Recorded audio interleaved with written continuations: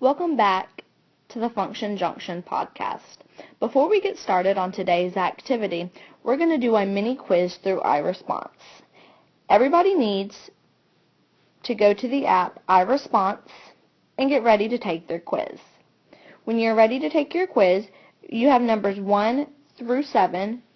Make sure you're looking at how the numbers go, and you're just simply going to tell me A, if it is a function, or B, if it's not a function. You're going to have about 10 minutes to do this quiz. When you're done, simply log off your iResponse and wait for the others to finish. Good luck.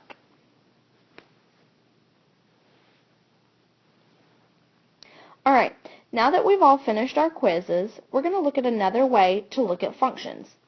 To me, this is a more fun way. What you're going to do is you're going to log onto your Function Junction Scoop It and go ahead and watch this video. It's an introduction to functions. I hope you enjoy.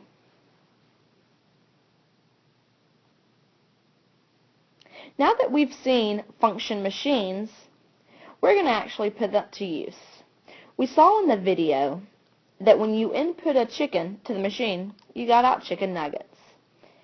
And when I put in a cow, we got out steak fries. Those are just a couple examples of when I input a number, I get an output. A function machine is a representation of how a function works. When you input a number, for instance our chicken, which was our domain, in the machine, it outputs chicken nuggets, which was our range. And it'll only give you chicken nuggets when you input that chicken. So let's go ahead and try it. Down here, you see I gave you the equation for x. X stands for our domain. X is going to be the number that changes. 4 is never going to change. So I have a couple examples down here at the bottom. You see that we input 2. When I input 2 to x, we get 4 times 2. 4 times 2 is 8. So every time I input 2, I'm going to get an output of 8. Okay? Let's try it again. Down here I have negative 7. Let's input negative 7.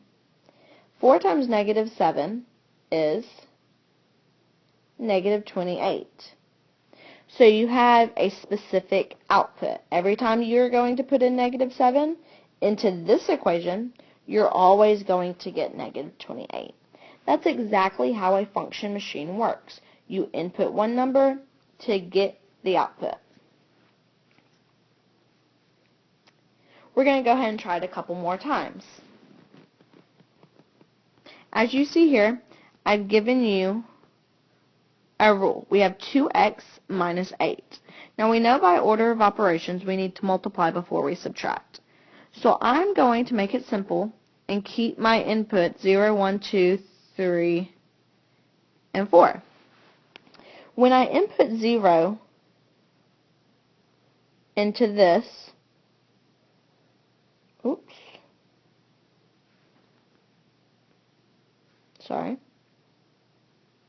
multiply that times, subtract that times 8. 2 times 0 is 0, minus 8 is negative 8. So every time I put in 0, I'm going to get an output of negative 8. Then we're going to try 1.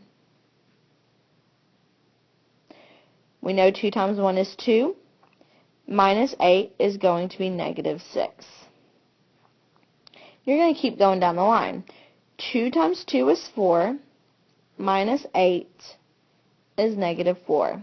Sometimes you might be able to see a pattern. Later on, you're going to figure out exactly what that pattern is. But for right now, we're just going to know it as a pattern. 2 times 3 is 6. Minus 8 is negative 2. 2 times 4 is 8. Minus 8 is 0. So here you see that we used a set of inputs to get a specific set of outputs. And we can also take this information and put it into a graph or a mapping or into a set of ordered pairs, similar to what you did in the buddy activity. What I want you to do is go ahead and go through and try the rest.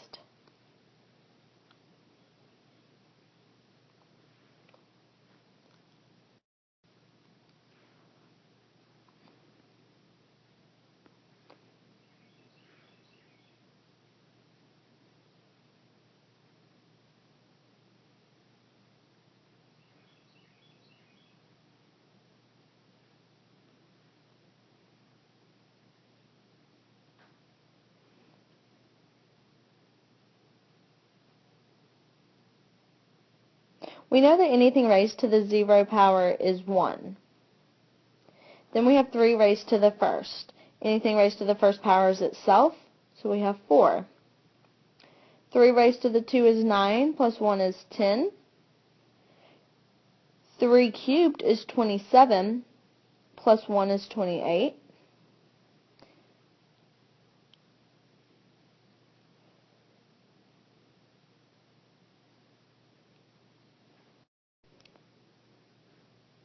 And then with a little math, we know that 3 raised to the 4th is 71, plus 1 is 72. Right, we come down here, this one's simple. 0 plus 11 is 11. Add 1 to 11, we get 12. Add 2 to 11, we get 13. Add 3 to 11, we get 14. Add 4, we get 15. What's this increasing by? 1. Very good. Now, come over here. We're going to be dividing by 5. Don't let that get confused with your order of operations. 0 divided by 5 is 0, plus 3 is 3. 1 divided by 5 is 1/5, plus 3 is 3 and 1/5. 2 divided by 5 is 2/5, plus 3 is 3 and 2/5. 3 divided by 5 is 3/5, so we get 3 and 3/5, and then we get 3 and 4/5. Okay? So those are examples of inputs, outputs. And the rules can be as simple as you want them to be, or as difficult as you need them to be. It's up to you. What I'm going to get you to do is go ahead and log back on to your function junction scoop-it, and I've given you a practice link of function machine. This is simply just a fun activity to help you get used to it. You're just going to practice. You're allowed to put in whatever number you want, or the computer will choose a number for you. You're going to try to find the pattern and see if you can write the formula. This is the verbal written part of functions. We've learned how to do them graphically, algebraically, and numerically. Okay, now we're going to learn how to say them. When you're done, keep in mind we will have homework. It's going to be the interaction function machine quiz. You'll have 10 problems, and you need to photocopy your results. Make sure you send those in. If you have any questions, please ask.